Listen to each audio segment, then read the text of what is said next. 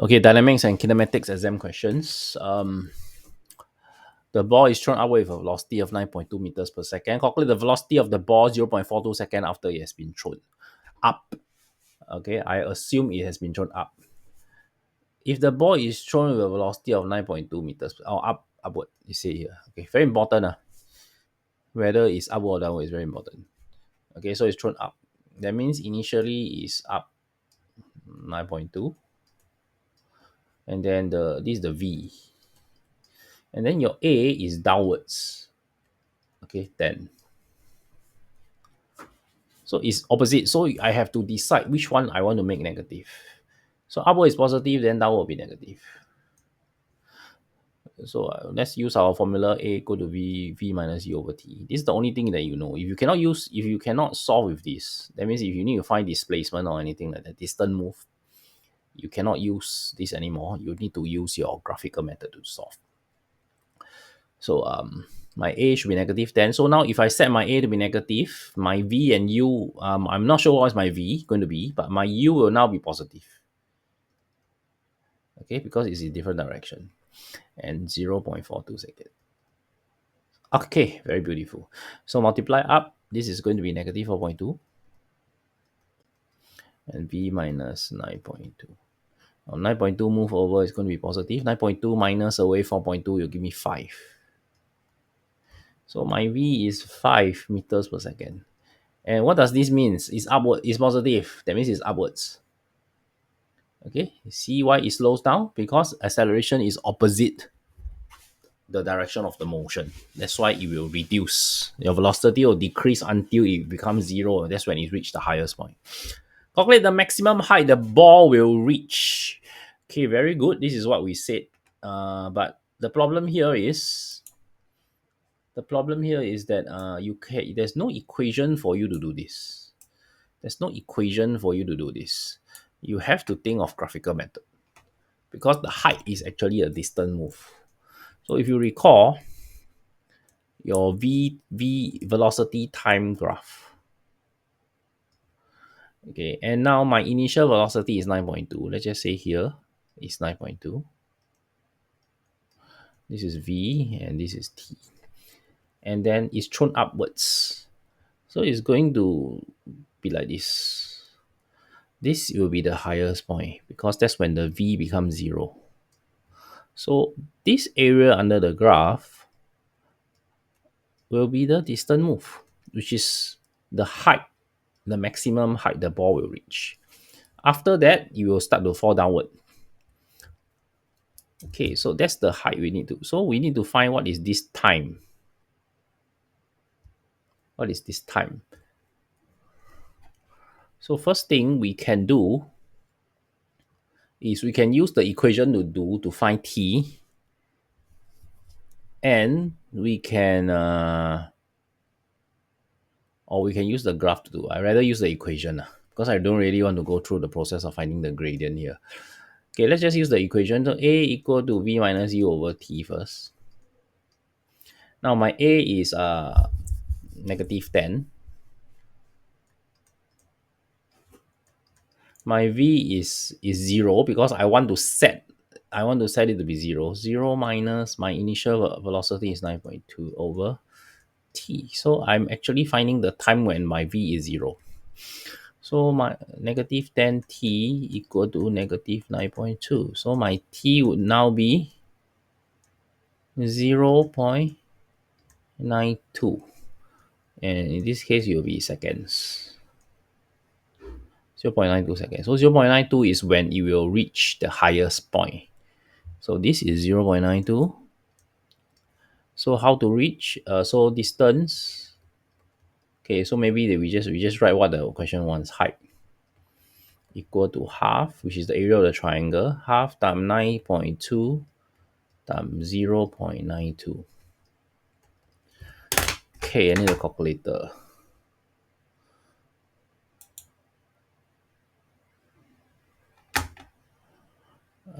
Best thing.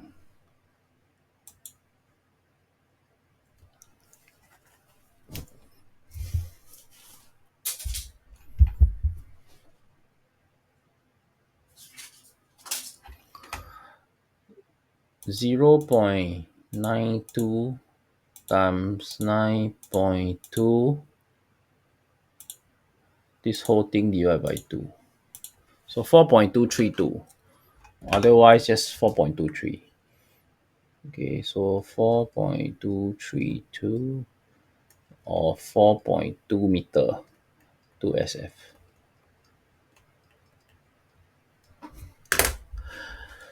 Sketch how the ball displacement changes with time from the moment it is thrown until the time it returns to the thrower.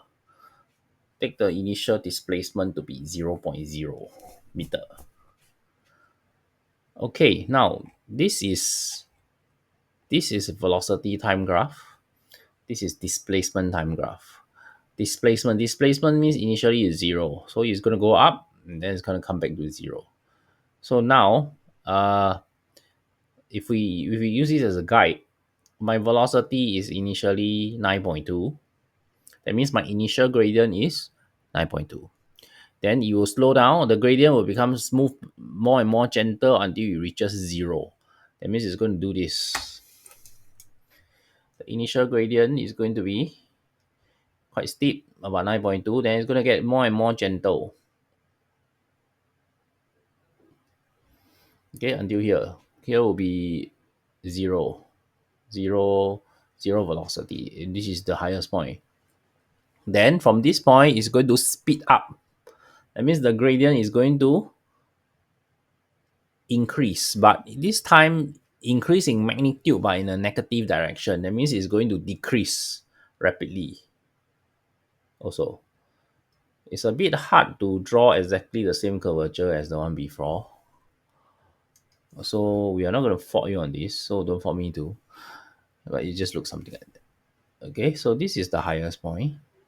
Initial displacement 0, so this is the time. So this should be the displacement. So maximum height here will be 4.2. So assuming there's no loss in energy, etc., it should come back to mu in after it has traveled. Oh, sorry, this is distance, but this is time. Erase. Not this, not this. How much time did it take? Okay, the total maximum height is at 0.92. So this is 0.92. This is 0.92. Then times 2, so 1.84. That's about it. Okay, explain why the ball reaches a lower maximum height when there is air resistance. Well, when there's air resistance, your acceleration, okay, will be against your motion. Now, I just want to explain for free body diagram. This is your ball. Now, without air resistance, you'll just be the weight of the ball that's pulling it down. Okay, with air resistance, because the ball is moving upwards, there will be another force that is pulling it down, and this is your air resistance. I'm just going to call this R, or air resistance. So with two forces pulling it down, it's not going to be able, that means your velocity will drop faster. It's going to reach 0 faster. So you will not reach the same height as before. Okay, so explain why the ball reaches a lower maximum height when there is air resistance. The ball will, the ball velocity, not the ball will, the ball velocity, the velocity of the ball, the outward velocity of the ball.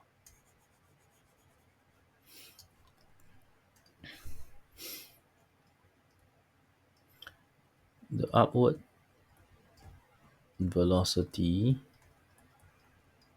of the ball will decrease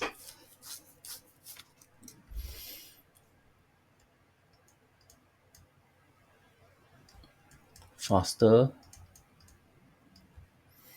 and reach 0 faster since the downward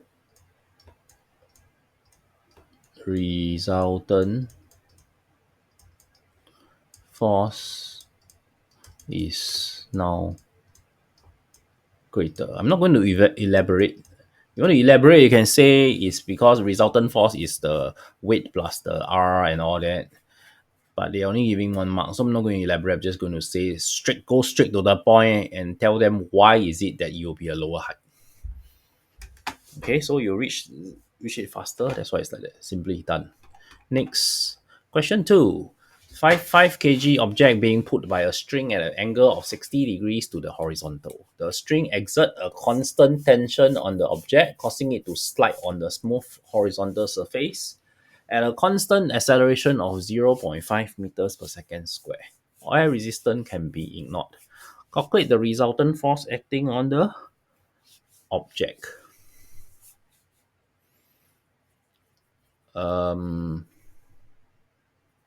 There's a constant tension, constant acceleration also. Okay, very good. There's no air resistance, but there will be friction. Yes, there will be friction. So the resultant force, you can just use F equal ma to do, irregardless of the calculate the resultant force acting on the object. 1 mark only. It's only 1 mark. Fine, then I'll just do the 1 mark thing that I expect it to be. F equal ma. Now your F is what you want to find, which is your resultant force. Your M will be your 5 kg. And then your A will be your 0.5. And you just do this and you get 2.5 Newton. So your resultant force is just 2.5 Newton. But of course, the direction matters.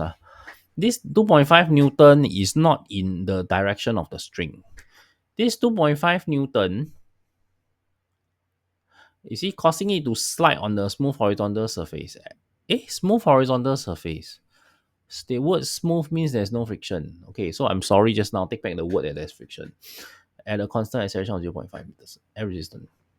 The way they put it, but this 2.5 is straightforward. Okay? 2.5 Newton. Not in this direction. I can calculate it in this direction with one more step, but I don't think that's what they want if they only give me 1 mark. So I'm just going to stick it at 2.5 Newton. Okay, in the space below, draw a labeled diagram to show the resultant of all the forces acting on the object. Determine the magnitude of the tension of the string. See, they specify to determine the magnitude of the spring. Alright, so basically, this is something you need to adjust. You need to calculate again. So if this is 2.5, if this is T, let me call this the tension of the string. And this is the horizontal component, which is 2.5 Newton. And this is 60 degrees. You can actually use your Pythagoras theorem, not Pythagoras, your basic trigonometry to calculate your tension. And in this case, your tension will be 2.5 over cosine 60. You go and work out your maths, alright? To me, I don't have the time to do this. 2.5 over cosine 60. Cosine 60 is half. Yeah, so it's 1.25. Something wrong. Divide by half, so it's times 2. Sorry. Divide by half, so times 2. So it's 5. So T is 5 Newton. So they want to draw a label diagram to show a resultant of all forces. So you have your boxes. You have your weight going down, which is 5 Newton. Correct, right? It's 5 kg, right? Yeah. And then you have your tension, which is also 5 Newton.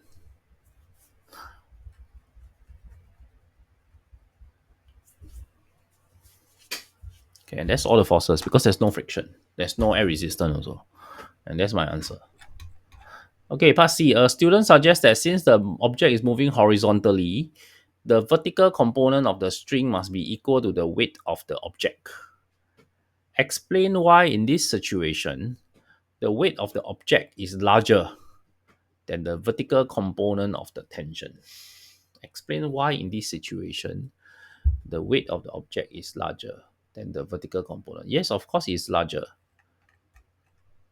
Because actually, they want the resultant of all forces acting. No, I still have to draw this like that.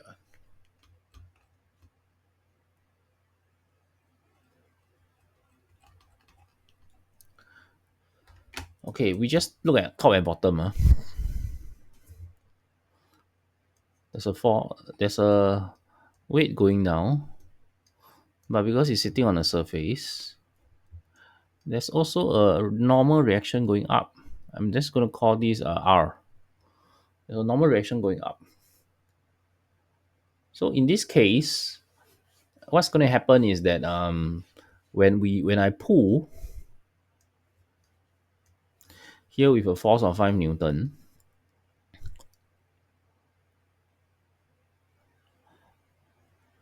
the horizontal component and the horizontal component and the vertical component. This vertical component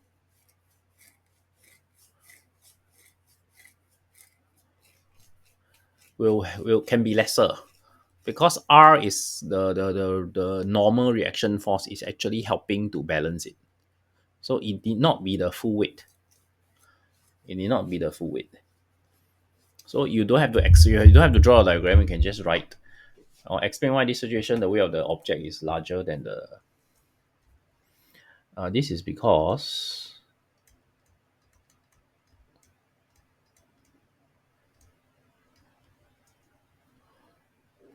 the weight of the object is balanced by both the normal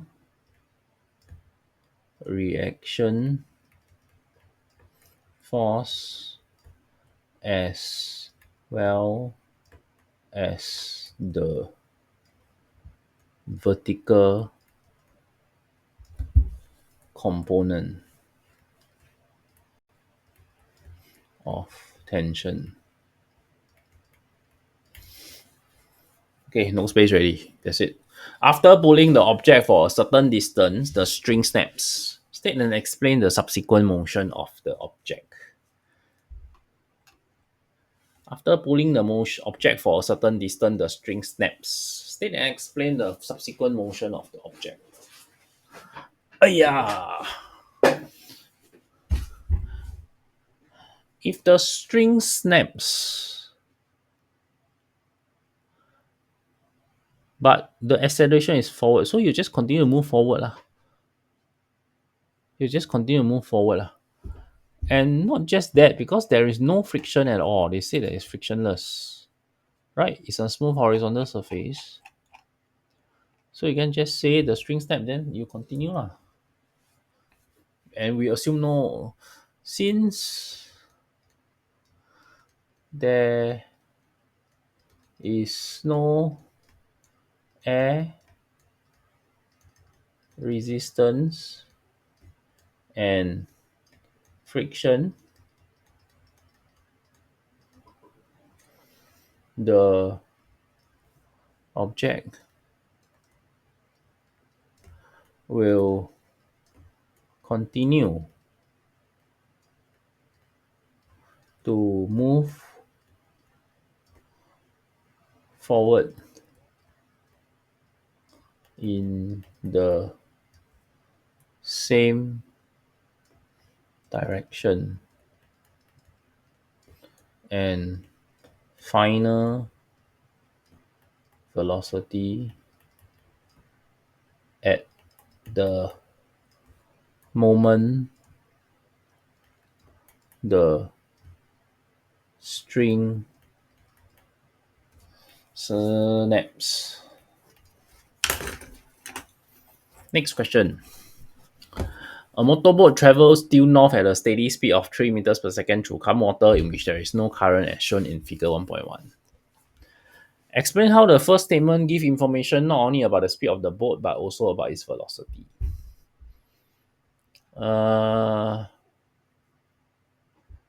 Okay, very simple. Because speed of boat is only in the magnitude, but the velocity is consists of both the magnitude as well as the direction. So it's telling me that it's also north.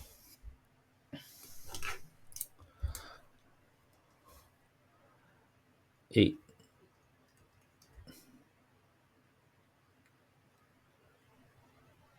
gives information about the magnitude bracket 3 as well as the direction north. Okay, both the engine power of the boat and its cost setting remain unchanged. Draw a vector diagram to determine the magnitude and direction of the resultant velocity of the boat.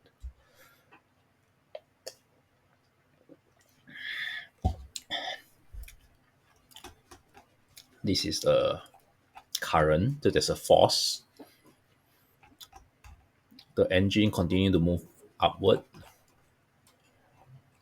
So not hard to draw lah. Frankly, I also don't know why a lot of people cannot do it or always make mistakes. This kind I would really prefer to do the my personal preference. I don't like to do the parallelogram method. I always do head to tail.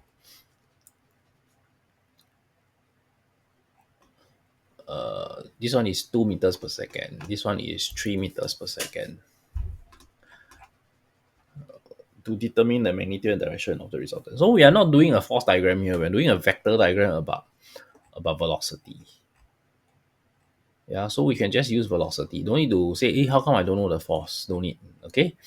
So 3 cm, or maybe you want to make it better, I would say 6 cm. So maybe 1 meter per second represent 2 cm.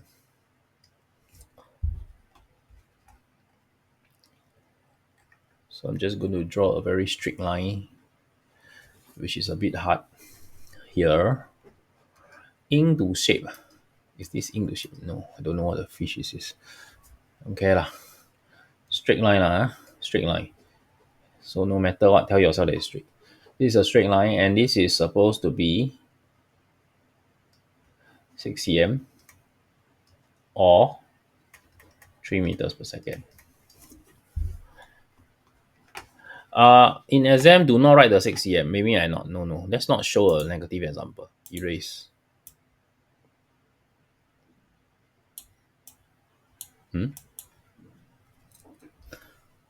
Label here 3 meters per second. 3 meter per second. Okay, measure 6 cm, 3 meter per second. And we're going to do 45 degrees. So top to bottom. So measure 4 cm.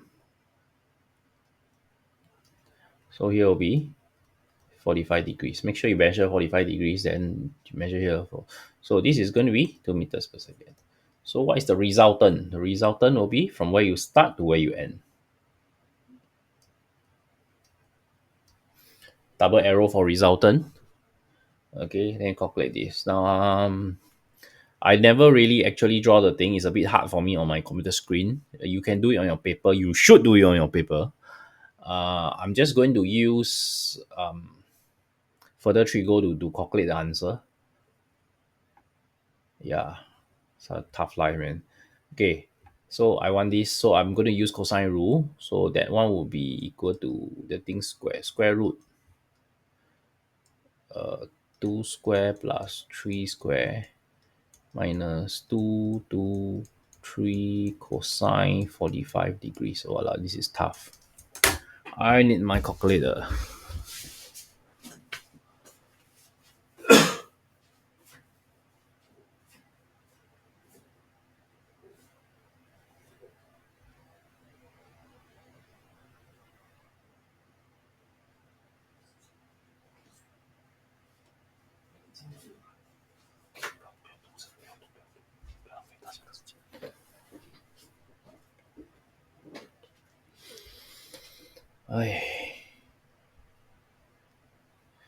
2 square plus 3 square minus 2 bracket 3 bracket 2 cosine 45. 4.5 square root 4.5147. And then I square root this number.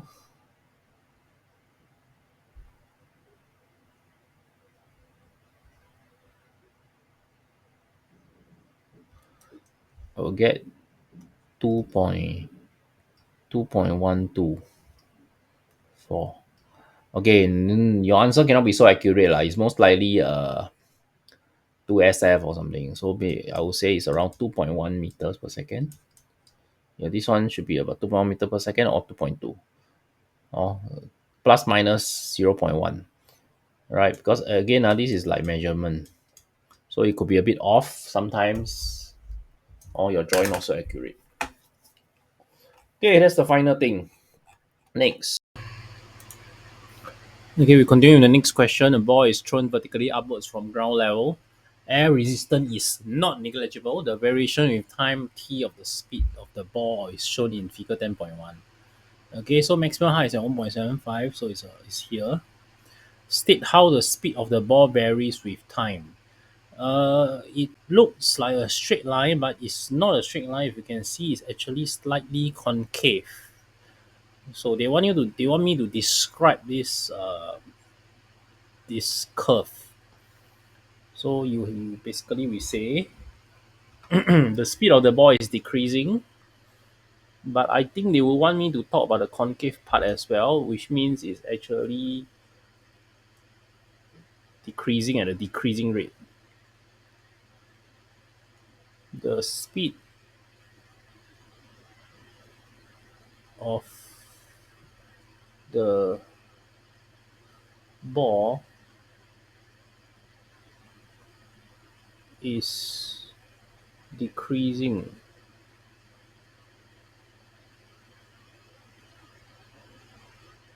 at a decreasing rate.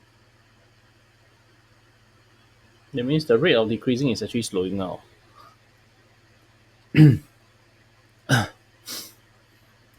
Okay. Part 2.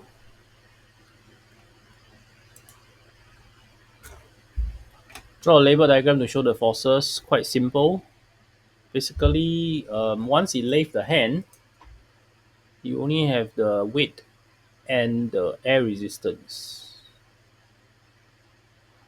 Okay, air resistance, I'll put it this way, air resistance.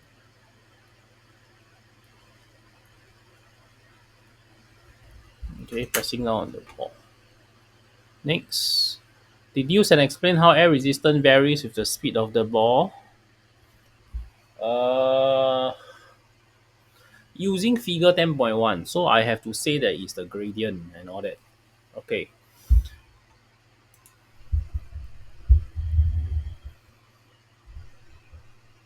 So the gradient of the graph gives the deceleration of the ball. The magnitude of the deceleration decreases with the decrease in speed of the ball. Why? Because of air resistance.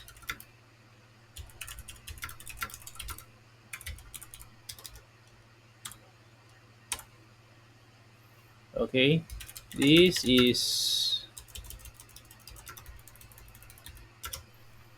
due to a net decrease in the resultant force on the ball.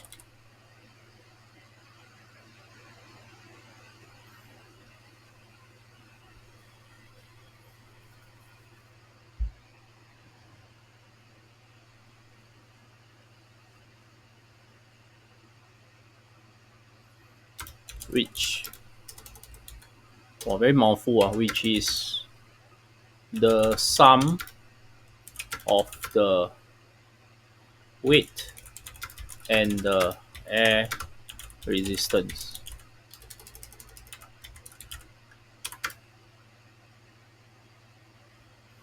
Since the weight is constant, the decrease in net force or resultant force, I should keep the same word, resultant force is due to the decrease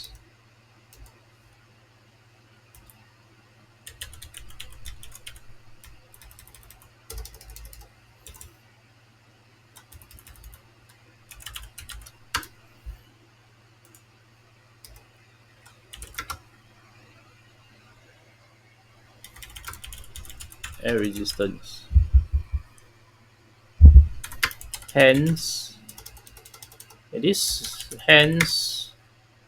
air resistance decreases with decrease in speed of the ball. Something very logical and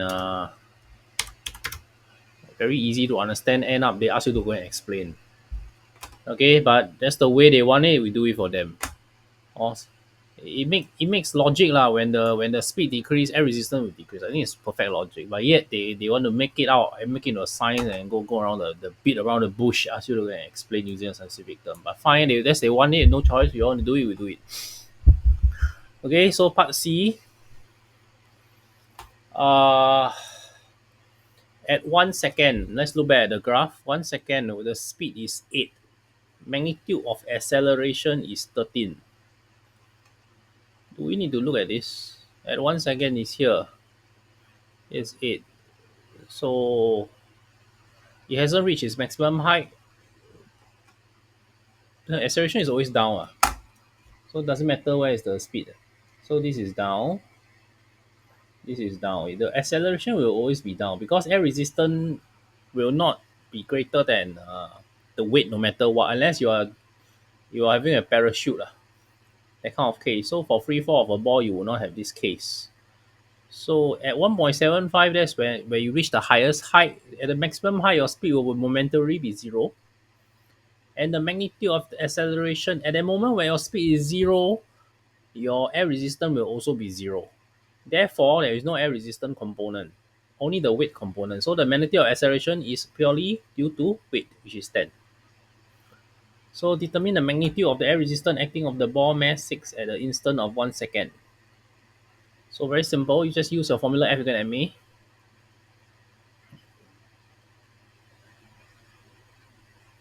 Okay, and F is a resultant force, which is W plus let's give a R for air resistance equal to ma, and your M is actually 600, which is 0.6 kg, multiplied by your A, which is given to us that is 13 in the table. And we calculated, okay, our weight is actually 6 Newton because it's 600 gram. 600 grams times 0.6 times 10, so it's 6 Newton plus R is equal to 0.6 times 13. Okay. And you work it out, your R will give you, should give you 1.8 Newton.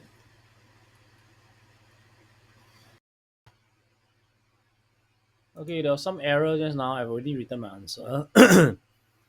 Okay, whether there is will take a longer or shorter time than 1.75 seconds, it should take longer because if we assume there is no air resistance, the time taken should be the same. But when we include in air resistance, now when on the upward journey, air resistance is in line with your weight downward. So that will actually increase your resultant force. But when it's now coming down, the air resistance is against your motion again, but it is now opposite to your weight. This will result in a lower net force when it's coming down. Therefore, it will lower the overall acceleration. That's why it should take a longer time for it to come down. Okay, but it will not affect too much because air resistance for this short period of time should not be a lot. So it should have a slightly shorter time, longer time, sorry, slightly longer time for it to reach back to my hand.